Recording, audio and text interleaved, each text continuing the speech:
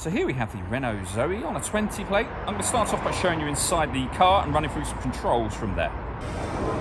Just before we hop in the car and run through some controls, I think it's well worth seeing the boot space for this car. As you can see, plenty of space along with that 60/40 split folding rear seat and then the necessary charging cable for the battery in this car.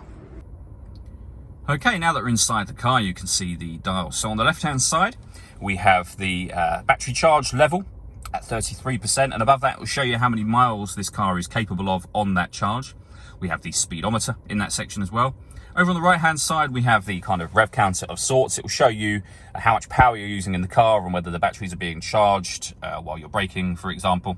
And we have the total miles for this car, which is 12,143. If we back out to the steering wheel, we have controls on the left hand side first of all for cruise control. And over on the right hand side, we have phone controls and we have buttons that will change the information displayed in the center of that steering wheel section. So there's various different menus up there that are available to you. Over in the center, we then have the touchscreen for the car. So you can see on here where you can pair your phone. This is where you also access your music. So you can kind of scroll up and down on here. You can change the music sources from FM to DAB radio. Bluetooth audio as well. If you want to listen to your own music, you can also plug in USB devices and auxiliary inputs as well. So plenty of ways to listen to your music in this car. As you've probably already seen on the screen there, we have satellite navigation, really big clear color display, as you can see. Very easy system to use. There's a video on our website and on our YouTube channel that shows the Renault system working.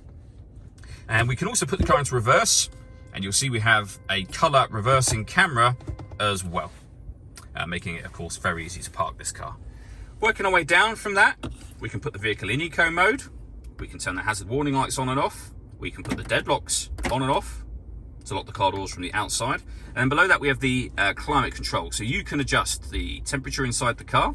You can increase and decrease the fan speed, determine what direction you'd like the air to be distributed in. When you're happy with those settings, your air conditioning is on at the minute, so off, back on again, or hit auto.